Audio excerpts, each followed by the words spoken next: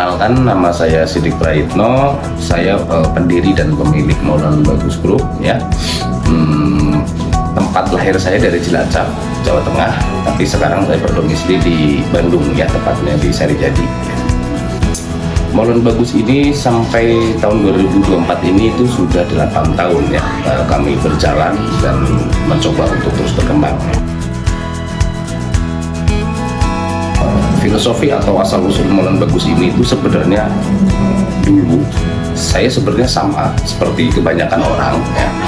Saya bekerja di sebuah toko bakery ya, lebih tepatnya Primanasa Bakery ya, itu ada di Kota Bandung ya, salah satu legend juga ya untuk dunia bakery ya, khususnya di Kota Bandung ya. Nah, saya bekerja di sana itu kurang lebih sekitar 6 tahun, hampir 7 tahun lah. Nah, setelah saya cukup lama bekerja di bakery tersebut, saya memiliki inovasi untuk memulai usaha sendiri ya. Pada waktu itu sebenarnya saya tidak memakai pengalaman saya bekerja di bakery tersebut khususnya di produk, karena saya membuat inovasi tersendiri ya di produknya itu ya. Mungkin nanti bisa dilihat Primanasa Bakery itu nanti dia memproduksi apa, sedangkan Maulana Bagus ini produksinya apa. Jadi memang tidak ada keterlibatan di situ ya untuk khususnya di jenis produknya. Memang dari segi pengalaman, bagaimana sistemnya, konsepnya ya pasti saya pakai sedikit banyaknya seperti itu. Maulana Bagus sendiri itu saya ingat salah satu unsur yang harus dipikirkan ketika melabeling atau membuat brand itu kan salah satunya harus simpel dan mudah diingat ya. Kebetulan anak saya namanya Bagus ya, jadi itu sebuah apresiasi atau sebuah kebanggaan dengan nama tersebut. Jadi saya pakai untuk brand usaha di samping memang namanya juga lumayan mudah diingat gitu. Bagus kan sesuatu yang memang kesannya baik ya. Inspirasi sebenarnya kalau untuk inspirasi saya pada waktu itu ya tidak terlalu rumit ya. Saya hanya mempunyai pikiran bagaimana caranya saya itu bisa bermanfaat untuk diri sendiri, orang terdekat, dan orang lain ya. Jadi untuk inspirasi ini memang kalau dulu itu ala kadarnya, kalau bisa sampai ke titik ini dan harapan saya berkembang, itu saya juga terus mempelajari ya, dan akhirnya ya sampai sekarang saya sangat menikmati dengan profesi ini, dan saya punya inspirasi yang masih banyak yang belum saya lakukan gitu. Ada salah satu contoh atau benchmark yang saya ikuti itu adalah kebab Turki, kebab Raffi ya. Jadi kalau nggak salah nama ownernya itu Pak Hendy Setiono ya, kalau nggak salah ya.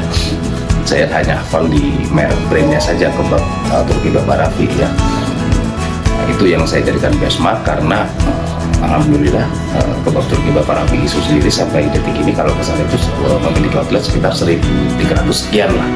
Itu kan sesuatu capaian yang luar biasa ya. Pertama saya mulai usaha ini tuh sendiri bareng sama istri ya. Kami berdua bekerja sama, jualan di outlet, dalam hal ini adalah gerobak juga kadang gantian ya. Lama-kelamaan karena kembali lagi mimpi saya itu mungkin bagi beberapa orang di luar sana impossible ya, tidak mungkin ya, atau bahkan ketinggian bahkan kalau orang ledek ya.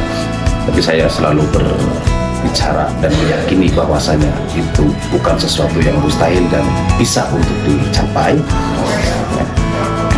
Sekarang sih saya dan istri memang sudah tidak untuk di lapangan ya, terutama di outlet, tapi kalau di sistem dan yang lain-lain kami masih terus memantau.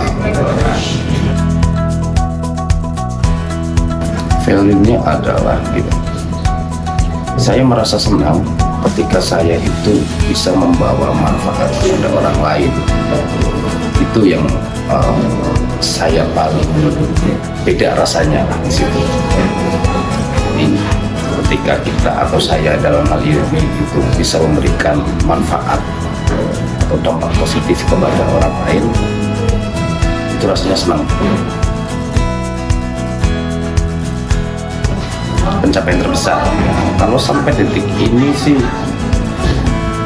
dengan beberapa orderan yang masuk atau pesanan dalam hal ini, ada beberapa yang memang secara jumlah dan nominal itu di atas rata-rata, tapi kalau untuk capaian terbesar saya masih belum bisa bilang capaian terbesar, karena memang masih banyak hal yang pengen saya capai sebenarnya.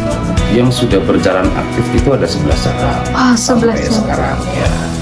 Ada di daerah Sarijadi, Geger Kalong, Pasteur, sampai ke daerah Lembang juga ada.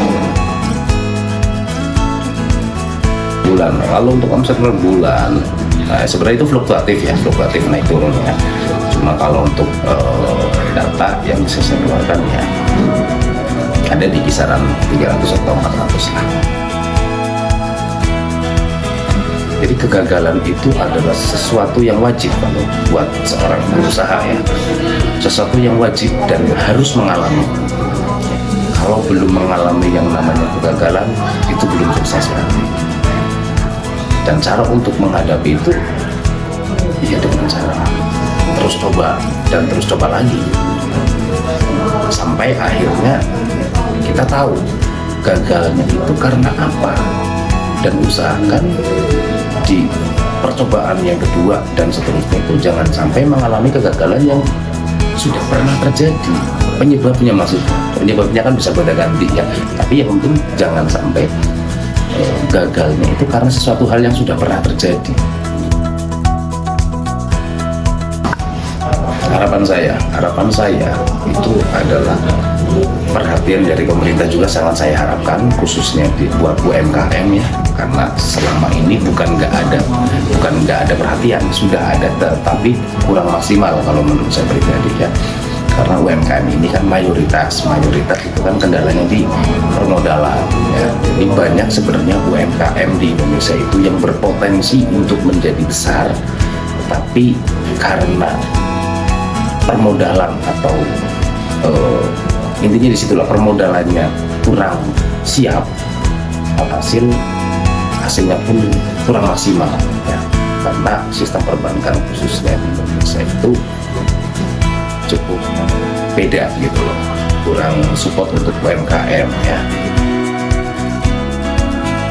Pesan saya untuk generasi muda yang mau atau berminat untuk memulai sebuah usaha, yang pertama adalah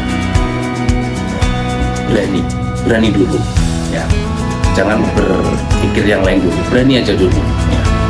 Setelah berani nanti baru berikutnya nyusul, pengetahuan, tindakan itu ya harus nyusul juga, nggak cukup cuma berani, tapi langkah pertama harus berani dulu ya. Tanpa adanya keberanian itu mustahil, karena ya, harus berani dulu. Habis itu berani untuk memulai juga. Berani itu kan luas ya, definisinya itu luas. Berani memulai, berani ambil resiko, karena semua itu sudah menjadi paket komplitnya di situ. Dari kata berani itu semuanya sudah masuk sebenarnya ya. Berani memulai, berani untuk mengeksekusi, berani untuk ribetnya atau apapun itu nanti dalam prosesnya ya. Jangan kapok, jangan menyerah, karena disitulah nikmatnya orang berwirausaha.